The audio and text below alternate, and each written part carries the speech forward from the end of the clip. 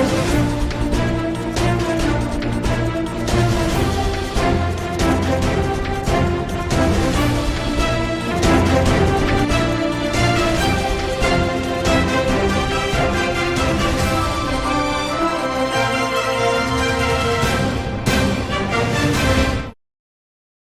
Welcome to STV news bulletin. లో ముందుగా headlines చూద్దాం.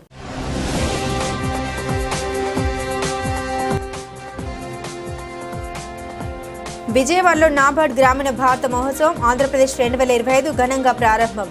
తయారీదారులతో నేరుగా అమ్మకాలతో తక్కువ ధరలో వస్తువులు.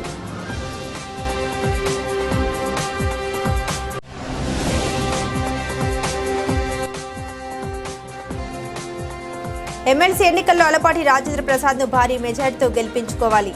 ఎమ్మెల్యే యార్లగడ్డ వెంకట్రావు.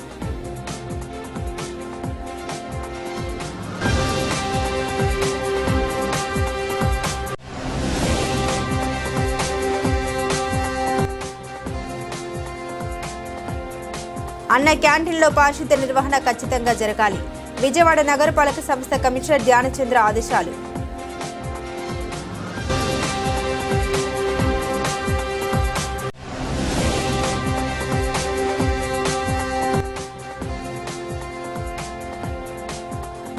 వచన కవిత్వంపై నేటి విద్యార్థులకు అవగాహన సదస్సుల ఆవశ్యకత ఉంది. ఆచార్య మాధవ భూషి సంపత్ కుమార్.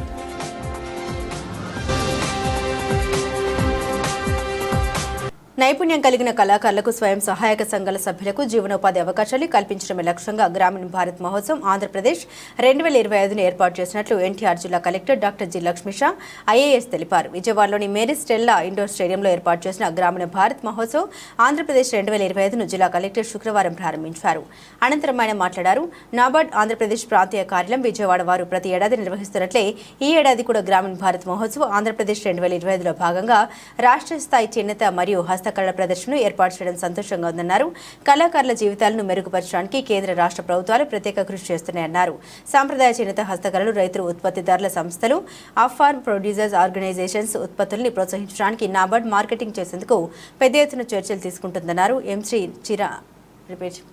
ఎం శ్రీరామచంద్రమూర్తి డీజీఎం నాబార్డ్ ఏపీ మాట్లాడారు. ప్రదర్శనలో పాల్గొన్న ప్రముఖులు కళాకారుల మేళపై ఆసక్తి చూపి వారి కళను మెచ్చుకున్నారు. ఈ గ్రామీణ భారత్ మహోత్సవం ఆంధ్రప్రదేశ్ 2025 నాబార్డ్ గ్రామీణ ఆర్థిక వ్యవస్థ అభివృద్ధికి తీసుకుంటున్న కీలకమైన చర్యల్లో ఒకటిగా నిలుస్తూ ఆర్థిక సమగ్రత, సహకార వ్యవస్థ బలోపేతం మరియు స్థిరమైన అభివృద్ధికి మార్గదర్శకంగా నిలుస్తోందన్నారు. విజయవాడ వాసులందరూ ఈ ప్రదర్శనకి హాజరై గ్రామీణ కళాకారులను ప్రోత్సహించేందుకు వారి ఉత్పత్తులను కొనుగోలు చేయాలని NABARD కోరుతుందన్నారు. Today, it is an initiative to link the rural producers with the urban markets, and as the program has got inaugurated today by the respected collectors and district magistrate of NTR district, we request the people of Vijayawada to come and see the produce from different states being displayed here, and also patronize with them by purchasing some of the very handcrafted and skillfully designed artifacts which is on display here. Thank you. Okay. Thank you. గ్రామీణ భారత్ మహోత్సవ భాగంగా vocal for local కాన్సెప్ట్తో దేశ స్థాయిలో అలాగే రాష్ట్ర స్థాయిలో ఢిల్లీ జిల్లాలో నబార్డ్ ఆధ్వర్యంలో ఈ హ్యాండీక్రాఫ్ట్ అలాగే హ్యాండ్లూమ్స్ అయితే ఉన్నాయో గ్రామీణ ప్రాంతాలు చేపట్టడం ఈ ఎగ్జిబిషన్ జరుగుతూ ఉంది. ఎన్టీఆర్ జిల్లాలో ఈ ఆంధ్రప్రదేశ్ రాష్ట్ర స్థాయి కార్యక్రమాలు చేపడుతున్నారు. ఈరోజు ఇక్కడ చూస్తే వందలాది మంది హ్యాండీక్రాఫ్ట్ అలాగే హ్యాండ్లూమ్స్ వీళ్ళు వచ్చి చేసేవాళ్ళు వచ్చి వాళ్ళ వస్తువులను ఇక్కడ డిస్ప్లే చేస్తున్నారు. ఇది మార్కెటింగ్ వల్ల మంచి అవకాశం అని చెప్తున్నారు. ఇది ముఖ్యంగా మన గ్రామీణ ప్రాంతాల కల్చర్ ట్రెడిషన్ని చాటి చెప్తుంది. మాకు తెలిసే ఉంది గ్రామీణ ప్రాంతాల్లో ఎన్నో ఇంకా మనకు తెలియని చాలా కల్చర్స్ ట్రెడిషన్స్ ఉన్నాయి. మన జిల్లాలో చూసుకుంటే కొండపల్లి బొమ్మలు అయితేనేంటి, మంగళగిరి చీరలు అయితేనేంటి, ఆంధ్రప్రదేశ్లో కాళహస్తి అయితేనేంటి, ఎట్టిగొప్ప బొమ్మలు అయితే ఇవన్నీ ట్రెడిషనల్గా వచ్చేవి.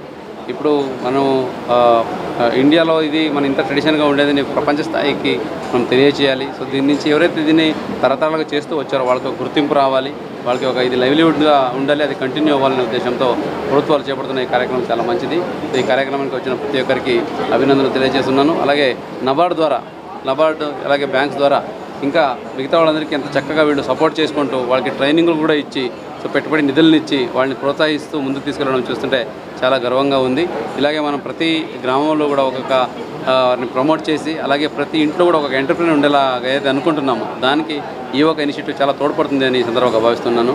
ఈ సందర్భంగా నబార్డు యాజమాన్యానికి మొత్తం నేను ధన్యవాదాలు తెలియజేసుకుంటూ ఎన్టీఆర్ జిల్లాలో ముఖ్యంగా వికసిత్ భారత్తో పాటు వికసిత్ గ్రామ పంచాయతీ కార్యక్రమం ముందుకు తీసుకెళ్లే కార్యక్రమం చేపడుతున్నాము. దీంట్లో కూడా ప్రతి ఒక్క గ్రామాల్లో వాళ్ళు ఏదైతే వాళ్ళకి ఎక్స్పర్టైజ్ ఉందో దాన్ని గుర్తిస్తూ వాళ్ళకి ఇంకా కావాలని ట్రైనింగ్ ఇస్తూ వాళ్ళకి బ్యాంక్ లోన్ లింక్ చేసి నబార్డు సహాయంతో మనం ముందుకు తీసుకెళ్ళడానికి ఈ సందర్భంగా హెల్ప్ చేయాలని కూడా కోరాను. వాళ్ళు కూడా చాలా సానుకూలంగా స్పందించారు. సో ఎవరు ఎక్కడైతే ఈ ట్రెడిషనల్ వర్క్స్ ఈ ట్రెడిషనల్ ఆర్టిజన్స్ హ్యాండిక్రాఫ్ట్ చేస్తున్నారో వాళ్ళు భయపడాల్సిన అవసరం లేదు. గవర్నమెంట్ నుంచి మంచి మంచి అవకాశాలు మంచి స్కీమ్స్ ఉన్నాయి. సో దాని గురించి ఇన్ఫర్మేషన్ ఎప్పుడు కావాలన్నా కలెక్టరేట్లో వచ్చి అడిగినా ఏ బ్యాంకుకి వెళ్ళి అడిగినా చెప్తారు. దాన్ని తెలుసుకొని ఈ మంచి అవకాశాన్ని సద్వినియోగం చేసుకోండి. ఒక ఎంటర్ప్రినర్గా ముందుకు రావాలని సందర్భంగా అందరినీ కోరుతున్నాను. ఓకే. గన్నవరం ఎమ్మెల్సీ ఎన్నికల్లో కూటమి అభ్యర్థి అలపాటి రాజేంద్ర ప్రసాద్ను అత్యధిక ఓట్ల మెజార్టీతో గెలిపించుకోవాలని ప్రభుత్వ విప్ గన్నవరం శాసనసభ్యులు యార్లగడ్డ వెంకట్రావు పిలుపునిచ్చారు. అలపాటి రాజేంద్ర ప్రసాద్ గెలుపు గురించి దేశంలో రాష్ట్రంలో చర్చించుకునే స్థాయిలో భారీ మెజార్టీ సాధించాలని కోరారు. శుక్రవారం గన్నవరం పట్టణంలోని స్రవంతి పాఠశాలలో కృష్ణ గుంటూరు జిల్లాల పట్టభద్రుల ఎమ్మెల్సీ ఎన్నికల ప్రచారంలో భాగంగా ఎమ్మెల్యే యార్లగడ్డ వెంకట్రావుతో కలిసి ఎమ్మెల్సీ అభ్యర్థి అలపాటి రాజేంద్ర ప్రసాద్ పాల్గొన్నారు. ఈ సందర్భంగా AP private schools association democratic ఆధ్వర్యంలో ప్రైవేటు ఉపాధ్యాయుల ఆత్మీయ సమావేశం నిర్వహించారు. గన్నవరం పట్టణంలో ఎన్టీఆర్ మహాత్మా గాంధీ నూతన విగ్రహాలను ఏర్పాటు చేస్తామని అలాగే ట్రాఫిక్ సిగ్నల్స్ ఏర్పాటు చేసి సుందరీకరణ పనులు చేపట్టేలా చర్యలు తీసుకుంటామని వివరించారు. గన్నవరం అనగానే గన్నవరం అభివృద్ధి తెలియచెప్పేలా హెచ్సిఎల్ ఎయిర్పోర్ట్ లాంటి అభివృద్ధిని ప్రజలకు చూపించాలని మీడియా వారిని ఈ కార్యక్రమంలో నియోజకవర్గ ఎమ్మెల్సీ ఓట్ల పరిశీలకులు వీరబాబు, టీడీపీ పరిశీలకులు వడ్రానం హరిబాబు, టీడీపీ జనసేన బీజేపీ నాయకులు ఉపాధ్యాయులు తదితరులు పాల్గొన్నారు. మీ యొక్క సమాజంలో మీకు తెలిసిన వాళ్ళందరికీ కూడా మీ మిత్రులకు కానీ మీ శిష్యులకు కానీ కానూరు శేషమాధు గారిని బీజేపీ ఆమె కూడా వేదిక మీద రావాల్సిన మనం చేస్తాం. గౌరవ శాసనసభ్యులు వెంకట్రావు గారి ఆధ్వర్యంలో రేపు 27వ తారీఖు జరగబోతున్న ఉమ్మడి జిల్లాలకు సంబంధించిన గ్రాడ్యుయేట్స్ ఎమ్మెల్సీ సంబంధించి ప్రసాదం బోర్డులో అందుబాటులో ఉంటా ఈ నియోజకవర్గ అభివృద్ధి ఏజెండాగా పనిచేస్తున్న నాకు నేను ఒక్కడిని అభివృద్ధి చేయాలంటే కొంచెం కష్టసాధ్యంగా ఉంటుంది. మీరందరూ పార్టీ నాయకులు కార్యకర్తలు మీడియా సోదరులు మీరు దానికి సహకరించాలని కోరుతూ గన్నవరం అంటే రేపటి నుంచి దయచేసి అన్ని మీడియా ఛానల్స్ని I'm appealing you, I'm requesting you, I'm begging you, you know don't show Gannavaram name board railway station దగ్గర ఉండేదో అట్లా ఎయిర్పోర్ట్ నియోజకవర్గం ఉన్నది, హెచ్సిఎల్ కంపెనీ ఉన్న నియోజకవర్గం ఉన్నది. రాబోయే కాలంలో ఇక్కడ గన్నవరం సెంటర్లో మహాత్మా గాంధీ గారి విగ్రహం పాడైన పరిస్థితి. ఫాదర్ ఆఫ్ ద నేషన్ విగ్రహాన్ని బ్రాంజ్ విగ్రహం నెలకొల్పి తీరుతా ఒక ఆర్డర్ పెట్టాం. అలాగే స్వర్గీయ గ్రేటెస్ట్ రిఫార్మ్ చెప్పి ఈ జిల్లాలో పుట్టి మహానుభావుడు బడుగు బలహీన వర్గాలకు రాజ్యాధికారం కట్టబెట్టి 4 కుటుంబాలు రాజకీయాన్ని పల్లెటూరులో కొటీరాల ముందు కుప్పబోసి ప్రజలకి అలాగే బీసీ సోదరులకి రాజ్యాంగ అవకాశాలు కల్పించిన మహానుభావుడు ఎన్టీ రామారావు విగ్రహం కూడా బాగున్న పరిస్థితి. దాన్ని కూడా బ్రాంజ్ విగ్రహాన్ని అంతకుముందు పెట్టినాయనే పెడతానని చెప్పాడు. నేను పెడదాం అనుకుంటే ఆ 2 విగ్రహాలను పెడతాం. గన్నవరం సెంటర్ లైటింగ్ సిస్టమ్ చూడండి, ఎయిర్పోర్ట్ అంత కాన్షియస్గా ఎలా ఉంటుందో. గ్రీనరీ లేని పరిస్థితి. దీని మీద కనీసం 17 మీటింగ్లు పెట్టా అధికారులతో, అన్ని శాఖలతో సమీక్ష సమావేశం నిర్వహించి దురదృష్టం ఏపీ గ్రీనరీ ఎండీతో మాట్లాడి అన్ని శాఖల్ని కలిపి ఒప్పించిన తర్వాత ప్రభుత్వం విఎంసీకి అప్పచెప్పింది. రాబోయే కాలంలో గన్నవరం ఎయిర్పోర్ట్ నుంచి ఇటు సైడ్ కూడా గ్రీనరీ అభివృద్ధి చేస్తాం. అటు సైడ్ 45,000 చదరపు స్క్వేర్ మీటర్లో ఉన్న గ్రీనరీని ఇంకో 45,000 స్క్వేర్ మీటర్స్ పెంచే పరిస్థితి తీసుకుంటాం. కానీ దయచేసి మీరు గాంధీ గారి బ్రాంచ్ విగ్రహం పెడుతున్నాం, దాన్ని బ్యూటిఫుల్గా ట్రీట్ చేస్తాం. రామారావు విగ్రహం కూడా పెడతాం బ్రాంచ్ది. ఆ సెంటర్లో సిగ్నల్ సిస్టమ్ కూడా పెడతాం. గన్నవరం అంటే మీరు చూపిస్తే గన్నవరం సెంటర్ని చూపించాల్సిందిగా ప్రతి మీడియా సోదరుని, గన్నవరం నియోజకవర్గంలో ఓటర్గా ఉన్న మీరు, మీడియా వాళ్ళు కూడా గన్నవరం ప్రజలే కాబట్టి మీరు దాన్ని బాధ్యతగా తీసుకుని గన్నవరం సెంటర్ని చూపిస్తామా గాంధీ గారి స్టాచ్యూ అయిపోయిన తర్వాత, లేదు ఎయిర్పోర్ట్ చూపిస్తాం హెచ్సిఎల్లో చూపించండి తప్ప ఆ బోర్డుని చూపిస్తాం మాత్రం మానేసిందిగా మిమ్మల్ని మనస్ఫూర్తిగా కోరుతూ గన్నవరం నియోజకవర్గ అభివృద్ధిలో మా పార్టీ నాయకులు కార్యకర్తలు, జనసేన బీజేపీ నాయకులు కార్యకర్తలు, ఈ నియోజకవర్గ ప్రజలతో పాటు మీడియా సోదరులు కూడా దీనికి మద్దతు పలికి ఈ నియోజకవర్గాన్ని మోడల్ నియోజకవర్గంగా తీర్చిదిద్దానంటంలో చాలా కష్టపడి పనిచేయాల్సి వస్తుంది. కానీ ఇష్టపడి పనిచేస్తున్నా దానికి మీ అందరి మద్దతు కూడా ఇవ్వాలని కోరుకుంటూ ఆలపాటి రాజేంద్ర ప్రసాద్ గెలుపు లాంఛనమే. పెద్దల సభలో రాజేంద్ర ప్రసాద్ గారు శాసనమండలి సభ్యుడిగా ప్రమాణ స్వీకారం చేశారు. కానీ ఆయన మనకు అనవరం నియోజకవర్గంలో అన్ని స్కూల్స్కి కాలేజీకి వచ్చి ఓటు అడుగుతున్నందుకు ఆయన వచ్చినందుకు మనం ఆయనకి సంఘీభావంగా ఆయన కోసం పనిచేసి మంచి మెజారిటీ కట్టబెట్టాలని పార్టీ నాయకులందరినీ 3 పార్టీల నాయకులను కూటమి నాయకులను కోరుతూ మీ అందరికీ ధన్యవాదాలు తెలుస్తున్నాం. Thank you. అన్న క్యాంటీన్లలో పారిశుద్ధ్య నిర్వహణ ఖచ్చితంగా జరగాలని విజయవాడ నగరపాలక సంస్థ కమిషనర్ ధ్యానచంద్ర అన్నారు. శుక్రవారం మధ్యాహ్నం ధర్నా చౌక్ వద్ద గల అన్న క్యాంటీన్ పర్యటించి క్షేత్రస్థాయిలో పరిశీలించారు. మధ్యాహ్నం భోజనం కొరకు విచ్చేసిన ప్రజలను ఆహార నాణ్యతను అడిగి తెలుసుకున్నారు. అన్న క్యాంటీన్ భవనం మొత్తం పర్యటించి వాడుక నీరు, త్రాగునీరు సక్రమంగా వస్తుందా లేదా అని పరిశీలించారు. పారిశుద్ధ్య నిర్వహణ, మరుగుదొడ్ల నిర్వహణ పరిశీలించారు. ఈ సందర్భంగా కమిషనర్ మాట్లాడుతూ ప్రతిరోజు ఆహారం తీసుకునేందుకు వచ్చే ప్రజలకు ఆరోగ్యకరమైన వాతావరణాన్ని కల్పించాలని, పారిశుద్ధ్య నిర్వహణ ప్రతిరోజు సక్రమంగా జరుపుతూ పరిశుభ్రంగా ఉంచాలని అన్నారు.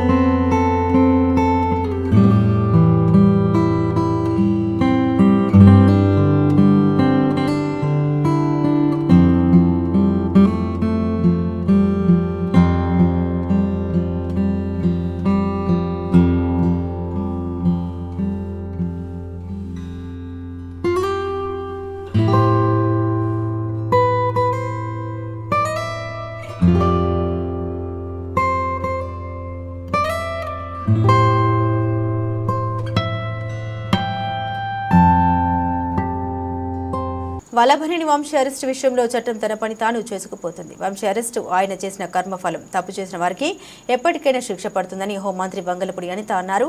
శుక్రవారం అమరావతి సచివాలయంలో ఆమె మీడియాతో మాట్లాడారు. వంశీ అరెస్టు అక్రమం కాదు, సక్రమమే. అన్ని విధాలుగా ఆధారాలు ఉన్నాయి. కుటుంబ ప్రభుత్వంలో డీజీపీని కలిసి వినతి పత్రాలు ఇస్తున్నారు. వైసీపీ ప్రభుత్వంలో మమ్మల్ని డీజీపీ ఆఫీస్ గేట్ కూడా దాటనీయలేదు.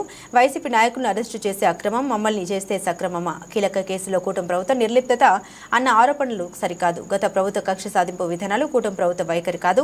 బాధితులకు అండగా ఉంటూ తప్పు చేసిన వారు తప్పించుకోకుండా శిక్ష పడేలా చేస్తాం. విజయనగరం జిల్లాలో 3 నుండి 6 నెలల కాలంలోనే 2 కేసుల్లో పోక్సో చట్టం ప్రకారం శిక్ష పడేలా చేస్తాం. పోలీస్ న్యాయ విభాగాల్ని సమన్వయం చేసుకుంటూ మరింత వేగంగా శిక్షలను అమలు చేస్తాం. గత 6 నెలల్లో రాష్ట్రంలో క్రైమ్ రేటు 9% తగ్గింది. నిందితులను పట్టుకుని రిమాండ్కు పంపడంలో వేగం పెంచాం. టెక్నాలజీని వినియోగించి కేసులను ఛేదిస్తున్నాం. అన్నమయ్య జిల్లాలో యువతిపై యాసిడ్ దాడి ఘటన దురదృష్టకరం. బాధితురాలి తల్లిదండ్రులకు వీడియో కాల్ చేసి మాట్లాడి ధైర్యం చెప్పాం. యువతికి మెరుగైన చికిత్స కోసం బెంగళూరు ఆసుపత్రికి తరలించే ఏర్పాటు చేశామన్నారు. లాస్ట్ 5 ఇయర్స్లో కూడా పోలీస్ డిపార్ట్మెంట్ అన్ని రకాలుగాను కూడా నష్టపోయింది. అంటే వాళ్ళకి minimum finger print authentication system దగ్గర నుంచి సీసీ కెమెరాల మెయింటెనెన్స్ కూడా ఏమీ లేకుండా పోయినాయి. ఈవెన్ దో ఈరోజు పోలీస్ స్టేషన్స్ కూడా చాలా కండెమ్ పొజిషన్స్లో ఉన్నాయి. సో వీటన్నిటి మీద కూడా ఒక ఛాలెంజింగ్ పొజిషన్. ఈరోజు బడ్జెట్ అన్నది పోలీస్ డిపార్ట్మెంట్కి పెట్టడం అన్నది వెరీ ఛాలెంజింగ్ పొజిషన్.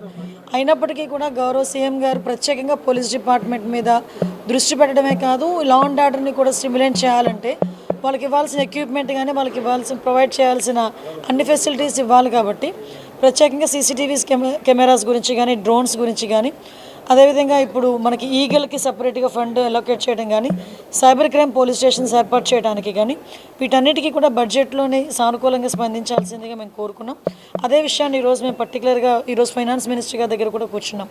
నాకు తెలిసి లాస్ట్ 5 ఇయర్స్ ఇటువంటి మీటింగ్ జరిగి ఉండదు. ఎందుకంటే డిపార్ట్మెంట్కి ఎలాకేషన్కి ఒక 5% పెంచేసి పంపించేసే పరిస్థితులు తప్పించి ఏ రోజు కూడా డిపార్ట్మెంట్స్ దగ్గర నుంచి ముందుగా ప్రపోజల్స్ తెప్పించుకొని అది ఎంతవరకు ఇంప్లిమెంట్ అవుతుంది, ఎంతవరకు మనం చేయగలమని ఒక ముందే అవగాహన తెచ్చుకొని ఈరోజు బడ్జెట్ ప్రవేశపెట్టడం అన్నది ఎన్డీఏ గవర్నమెంట్కే చెల్లింది. ఈ విషయంలో బడ్జెట్ కూడా మ్యాక్సిమం ఈరోజు ఆక్టోపస్ దగ్గర నుంచి, గ్రేహౌండ్స్ దగ్గర నుంచి మనం ఏర్పాటు చేసుకోవాలి, గ్రేహౌండ్స్ని మనం నిర్మించుకోవాలి. ఇవన్నీ కూడా న్యూ ఛాలెంజెస్ అన్నీ ఉన్నాయి. ఆ ఛాలెంజెస్ అన్నింటినీ కూడా మనం అందరం కూడా పూర్తి చేయాలనే ఉద్దేశంతోనే ఈరోజు బడ్జెట్ మీటింగ్ కూడా కొనసాగింది. రాబోయే బడ్జెట్లో పోలీస్ డిపార్ట్మెంట్కి మంచి చేకూరుతుందని మాత్రం నేను కోరుకుంటున్నాను. లేదండి, డిఫరెంట్ ప్రపోజల్స్ అన్నీ ఉన్నాయి. ఇంకొన్ని ప్రపోజల్స్ కూడా రావాల్సినవి ఉన్నాయి. సో అన్నీ అయిన తర్వాత మీకు ఒక ఫిగర్ మెన్షన్. ఏం లేదండి, అది యాక్చువల్గా నేను మాట్లాడాను, మంత్రి గారితోనే మాట్లాడాను, డిపార్ట్మెంట్ వాళ్ళతో ఇక్కడ మాట్లాడాను. అది ఈరోజు ఇంకా ట్రేస్ అవుట్ అవుతుంది. బట్ కొంచెం నెగ్లిజెన్సీ కనిపించింది కాబట్టి డెఫినెట్గా అతని మీద చర్యలు తీసుకుంటాం. అంతే కదా, డిపార్ట్మెంట్ కాదు, ఆయన దగ్గర క్యారీ చేసే విషయంలో ఎక్కడో చిన్న అంటే మిస్యూజ్ అని కూడా కాదు, బ్యాడ్ లక్. ఏముంది, చట్టం తన పని తను చేసుకెళ్ళిపోతుంది. ఏదైనా తప్పు చేసిన వాడికి ఏదో టైంలో శిక్ష తప్పదు, వెళ్తుంది. దానికి మనం రకరకాల మనుషులు రకరకాలుగా మాట్లాడుతున్నారు. నిన్న వైఎస్ఆర్సీపీ వాళ్ళందరూ బయటకు వచ్చి డీసీపీ ఆఫీసులో మాకు రిప్రజెంటేషన్ ఇవ్వలేకపోయాము, ఇలాంటి మాటలు మాట్లాడుతూ ఉంటే కర్మ సిద్ధాంతం అన్నది నాకేదో గుర్తొచ్చింది. కొన్ని కర్మ సిద్ధాంతాలు కూడా ఉంటాయి కదా. లాస్ట్ టైం మీకు వాళ్ళకి గుర్తు చేయాలి, మమ్మల్ని కనీసం డీసీపీ ఆఫీస్ గేట్ కూడా ముట్టుకొని ఇచ్చేవారు కాదు. మా పార్టీ ఆఫీస్ నుంచి మేము బయలుదేరితే అక్కడ ముళ్ళ కంచెలు లాంటి వేసి ఇనుప కంచెలు వేసేసి పోలీస్ ప్రొటెక్షన్ పెట్టేసి మమ్మల్ని లోపల కూడా వెళ్ళకుండా కిలోమీటర్ అవతలే మమ్మల్ని ఆపేసే పరిస్థితి. ఈరోజు చాలామంది ఈ 7 నెలల కాలంలో డీసీపీని కలిసిన సందర్భాలు చాలా ఉన్నాయి. వైఎస్ఆర్సీపీ వాళ్ళు, ఇదే ఎక్స్ మినిస్టర్ సంబటి రాంబాబు వీళ్ళందరూ కూడా ఈ 7 నెలల్లో 2-3 సార్లు వెళ్ళి డీసీపీని కలిసిన సందర్భం కూడా ఉంది. నిన్న డీసీపీ గారు ఏదో బిజీగా ఉండుంటారు, అక్కడ ఉన్న వాళ్ళకి ఇచ్చి రావాలి. దానికి ఇంత రాద్ధాంతం చేసి మళ్ళీ పైగా డీసీపీ ఆఫీస్ను కూడా, అంటే వాళ్ళు బ్యాక్ ఒక్కొక్కసారి వెళ్ళి వాళ్ళ గతం కూడా ఒకసారి గుర్తు తెచ్చుకుంటూ ఉండాలి. దాన్నే కర్మ సిద్ధాంతం అంటారు. అది ఎలా మర్చిపోకూడదు, మనం మర్చిపోయిన కర్మ అనేది మర్చిపోదు కదా, అదే జరుగుతుంది. అక్రమ అరెస్ట్ వైసీపీ ఎప్పుడు అక్రమ అరెస్ట్ అంటుంది. మమ్మల్ని చేస్తేనేమో అవి కరెక్ట్ అరెస్టులు, ఇవేమో అక్రమ అరెస్టులు. అందులో పెట్టినవేమి సెక్షన్స్ ఒకసారి చూసుకుంటే దానికి అనుగుణంగానే కోర్టు కూడా సబ్మిట్ చేసాము. జడ్జి గారు కూడా రిమాండ్ విధించారు. ఫర్దర్గా ఏం జరుగుతుందని కోర్టులు చూసుకుంటారు. 6 నెలలు 8 నెలలు అవుతుంది కానీ చాలా కేసుల విషయంలో నిరంతరంగా ఉన్నదని ప్రధానమైనటువంటి ఆరోపణ మీ కొత్త క్యాడర్ నుంచే వస్తుంది. సోషల్ మీడియాలో పూర్తి స్థాయిలో మీకు వ్యతిరేకంగా పోస్టులు పెడుతున్నారు. మీకు విషయం ఏంటంటే ఇప్పుడు ఏదైనా చాలా జాగ్రత్తగా చేయాలండి. ఇది లా అండ్ ఆర్డర్కి సంబంధించిన విషయం, కోర్టులకు సంబంధించిన విషయం. ఒక కేసు పడింది అనుకుంటే ఆ కేసు ఎందుకు ఏ రకంగా పడింది అవన్నీ కూడా మేము కూలంకషంగా మేము చర్చించుకోవాలి. ఒక డీటెయిల్ రిపోర్ట్ ఇవ్వాలి అనుకుంటే కనుక మేము అంత స్టడీ చేయకుండా మేము ఇవ్వకూడదు. అంటే ప్రతి ఒక్క విషయంలోనే కూడా అందరికీ న్యాయం జరగాలనే కోరుకుంటున్నాము. తప్పు చేసిన వాడికి శిక్ష పడాలని కూడా కోరుకుంటున్నాం. మీరు అబ్జర్వ్ చేసుకుంటే లాస్ట్ విజయనగరం జిల్లాలో ఒక పోక్సో కేసు ఒకటి వచ్చింది. పోక్సో కేసులో 3 నెలల కాలంలోనే అతగాడికి జైలు శిక్ష పడింది. అదే విజయనగరం జిల్లాలో 6 నెలల కాలంలోనే పోక్సో కేసులో 25 ఏళ్ళ జైలు శిక్ష పడిన సందర్భం కూడా ఉంది. రీసెంట్గా 10 days బ్యాక్ ఒక పోక్సో కేసులో 3 monthsలో శిక్ష పడింది. సో ఈ విషయంలో నేనేమంటానంటే పోలీస్ డిపార్ట్మెంట్ వాళ్ళు కానీ ప్రాసిక్యూషన్ వాళ్ళు కానీ ఈ ఇద్దరు కూడా కోఆర్డినేట్ చేసుకొని ఎఫ్ఐఆర్ నోట్ చేసిన దగ్గర నుంచి ఛార్జ్ షీట్ నోట్ చేసిన దగ్గర నుంచి కూడా కోఆర్డినేట్ చేసుకుని వెళ్తే శిక్ష పడే పరిస్థితులు కూడా చాలా ఎక్కువగా కనిపిస్తూ ఉంటాయి. అండ్ దానివల్ల ఎటువంటి ఇబ్బంది కూడా కలగదని నా ఉద్దేశం. అది దురదృష్టం అండి. అంటే విషయం ఏంటంటే ఫర్దర్గా మీకు లాస్ట్ 4-6 monthsలో కూడా చూసుకుంటే యాక్చువల్ క్రైమ్ రేట్ 9% తగ్గింది. ఎందుకంటే మీరు అబ్జర్వ్ చేసుకున్నా కూడా ఎక్కడ కూడా నిందితులను పట్టుకునే విషయంలో ఎక్కడ కూడా చిన్న నిర్లక్ష్యం కూడా మేము వ్యవహరించట్లే. ఇమీడియట్గా 24 to 48 hours మేము పట్టుకుంటున్నాము. As per rule, as per police rule, as per law మేము వాళ్ళని ప్రొడ్యూస్ చేస్తున్నాం. వాళ్ళకి కూడా రిమాండ్స్ వెళ్తున్నాయి. మ్యాక్సిమం వాళ్ళకి శిక్ష తొందరగా పడేయడానికి కూడా ఛార్జ్ షీట్స్ ఓపెన్ చేయడం కానీ, వాటికి సంబంధించిన క్లూస్ ఇవ్వడం కానీ, ఫోరెన్సిక్ రిపోర్ట్స్ ఇవ్వడం కానీ చాలా తొందరగా డిపార్ట్మెంట్ వాళ్ళు చేస్తున్నారు. కాకపోతే 1 or 2 situations డెఫినెట్గా జరుగుతున్నాయి. ఈరోజు చూస్తే అమ్మాయితో నేను వాళ్ళ తల్లిదండ్రులతో కూడా నేను మాట్లాడాను. అమ్మాయితో ఫోన్లో మాట్లాడడం కూడా వాళ్ళకు కొంచెం ధైర్యంగా ఉంటుందని చెప్పి ఇక్కడ నుంచి నేను అన్నమయ్య జిల్లా అమ్మాయిని ఇమీడియట్గా ఇప్పుడు బెంగళూరు కూడా షిఫ్ట్ చేశారు. మన మంత్రిగా రాంప్రసాద్ రెడ్డి గారు కూడా ఇమీడియట్గా అక్కడికి వెళ్ళారు. లోకేష్ గారు కూడా వాళ్ళతో పరామర్శించారు, వాళ్ళతో ఫోన్లో మాట్లాడారు. నేను కూడా మాట్లాడాను. ఎట్టి పరిస్థితుల్లోనే ఆ అమ్మాయి కంపల్సరీగా బతకాలి, అమ్మాయికి క్షేమంగా బయటకు వస్తుందని నమ్మకం మాకుంది. నిందితుడు ఎవరైనా కూడా కంపల్సరీగా యాజ్ ఎర్లీ యాజ్ పాసిబుల్ పట్టుకుంటాం. శిక్ష అయితే చాలా గట్టిగా కూడా ఉంటుంది. Thank you. స్వచ్ఛ ఆంధ్ర లక్ష్యాల సాధనలో ప్రతి ఒక్కరూ భాగస్వాములు కావాలని ముఖ్యమంత్రి చంద్రబాబు నాయుడు సూచించారు. లక్ష్యాలు పెట్టుకోవడంతో పాటు ప్రణాళిక ఖచ్చితంగా అమలు చేయాలని అన్నారు. ప్రతి నెల 3వ శనివారం స్వర్ణాంధ్ర స్వచ్ఛాంధ్ర పేరుతో నిర్వహిస్తున్న కార్యక్రమంపై శుక్రవారం సచివాలయంలో సీఎం సమీక్షించారు. మన మూలాలు, మన బలాలు తెలుసుకునేలా రాష్ట్రంలోని వనరుల్ని ఎలా సద్వినియోగం చేసుకుని అభివృద్ధి సాధించాలనే దానిపై దృష్టి పెట్టాలి. ప్రజల జీవన ప్రమాణాలు పెంచడం, సుస్థిర అభివృద్ధి లక్ష్యాలు చేరుకోవడం, పర్యావరణాన్ని కాపాడడమే లక్ష్యంగా పనిచేయాలి. పారిశుద్ధ్యానికి అత్యధిక ప్రాధాన్యత ఇవ్వాలి.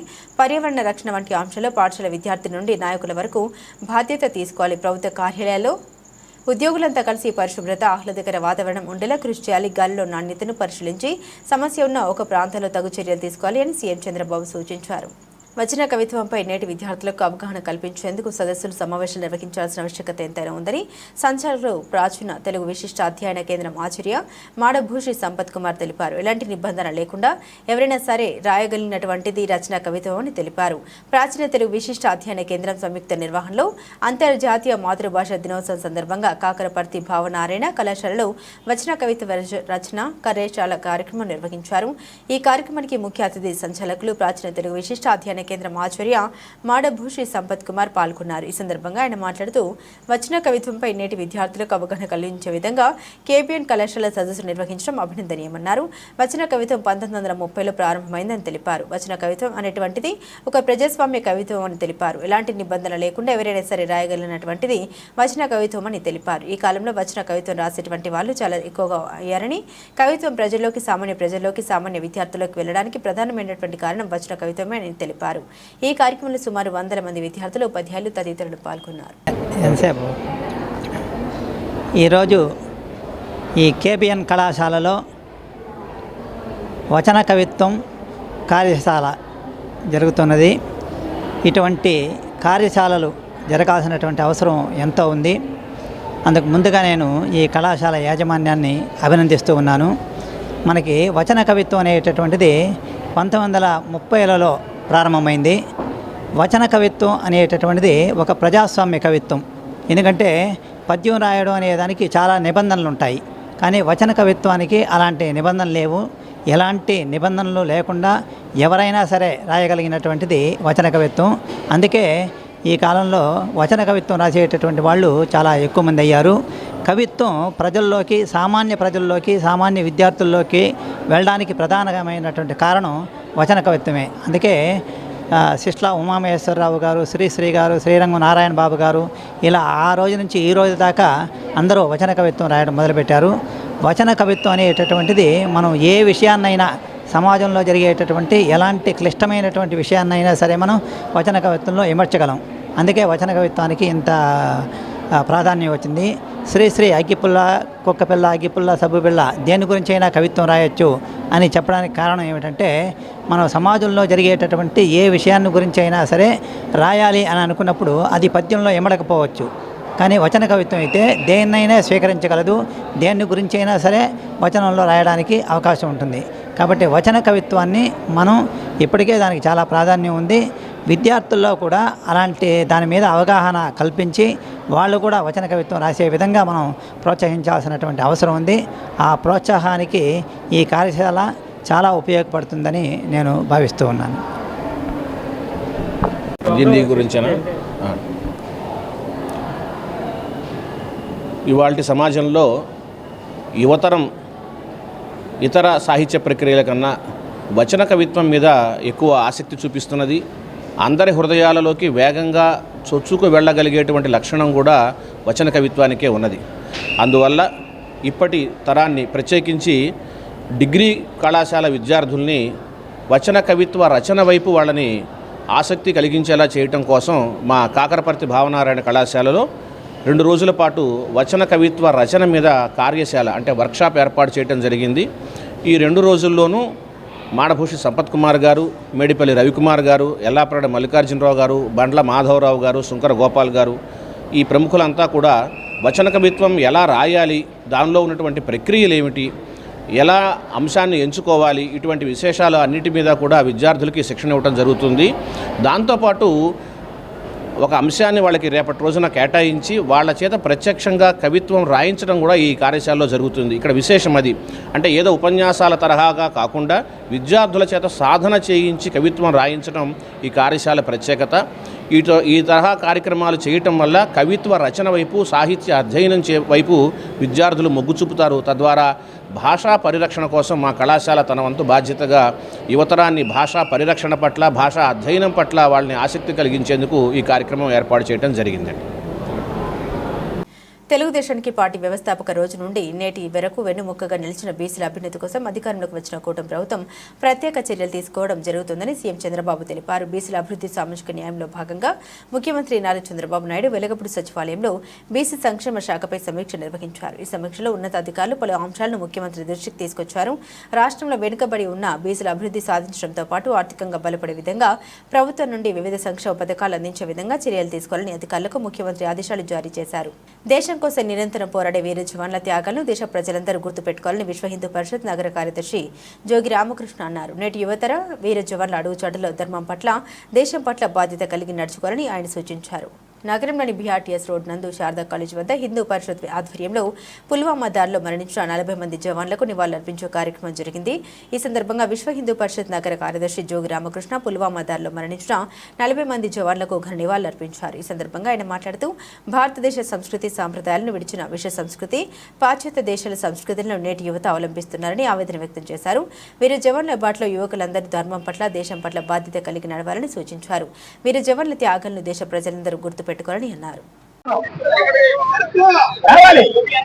ఎవరు వెనకాల ఉండొద్దండి, అందరూ ఇందులోకి రావాలి. ఎవరు ముందర ఉండొద్దు. అయ్యా, ఒక్క నిమిషం పాటు అందరం కూడా కళ్ళు మూసుకుని అంజలి కట్టిద్దాం. సార్ రండి, పద్ధతి చేయండి. కొంచెం నిమిషం పాటు ఏదైతే మనం ఇప్పుడు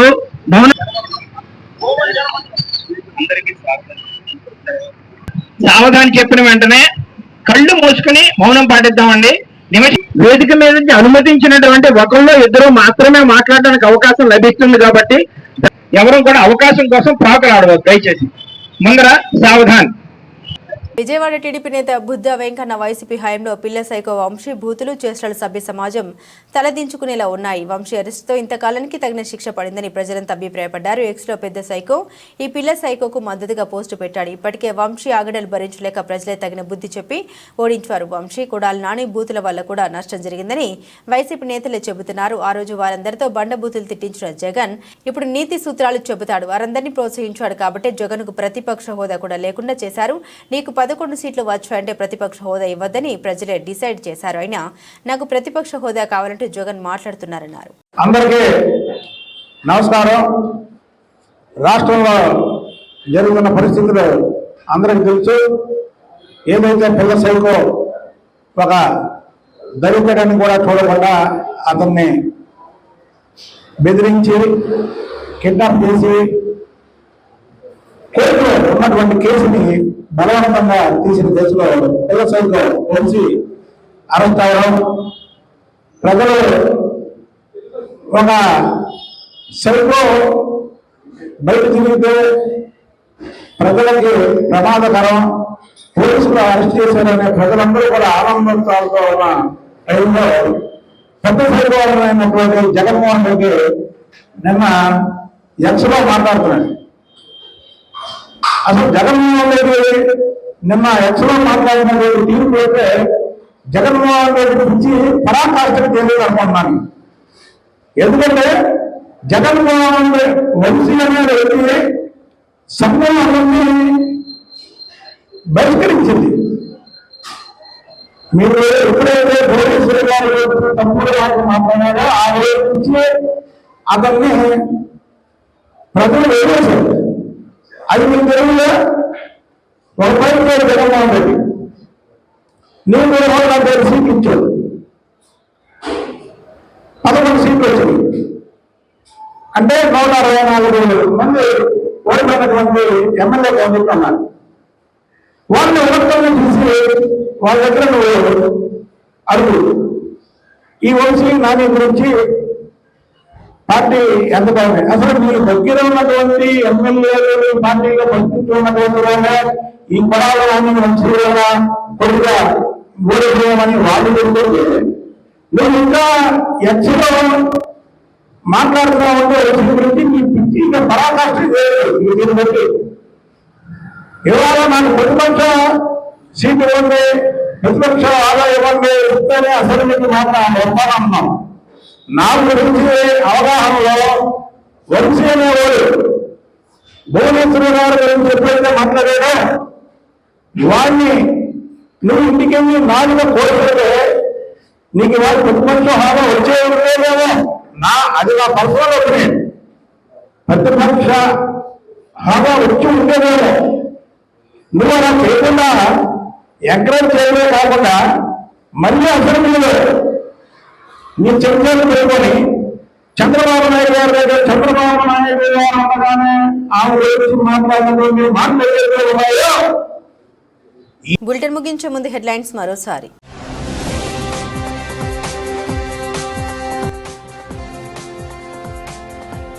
విజయవాడలో నాబార్డ్ గ్రామీణ భారత మహోత్సవం ఆంధ్రప్రదేశ్ 2025 ఘనంగా ప్రారంభం. తయారీదారులతో నేరుగా అమ్మకాలతో తక్కువ ధరలో వస్తువులు.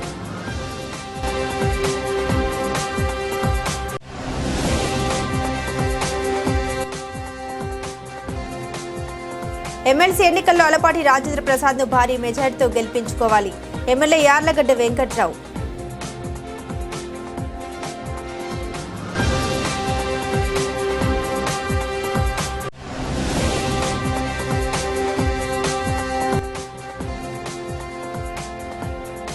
అన్న క్యాంటీన్లో పారిశుద్ధ్య నిర్వహణ ఖచ్చితంగా జరగాలి.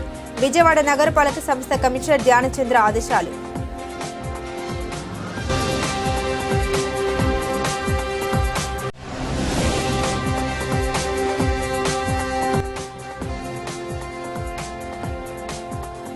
వచన కవిత్వంపై నేటి విద్యార్థులకు అవగాహన సదస్సుల ఆవశ్యకత ఉంది. ఆచార్య మాధవ భూషి సంపత్ కుమార్.